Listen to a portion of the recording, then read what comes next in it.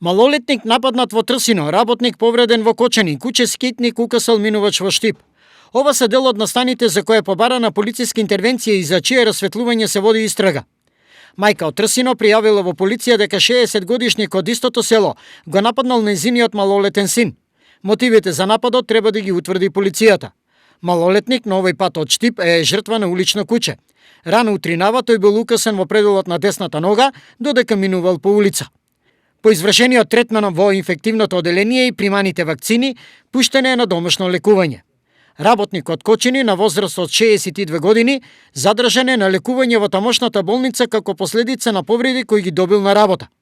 Природата на повредите и околностите на несреќата не се соопштуваат. Работникот е во стабилна состојба. Двајца браќа од Винички Липец жестоко се степале, па за да ги разделат интервенирала полицијата. Се работи на расчистување на случајот, а на браќата им се заканува и пријава за нарушување на јавниот ред и мир.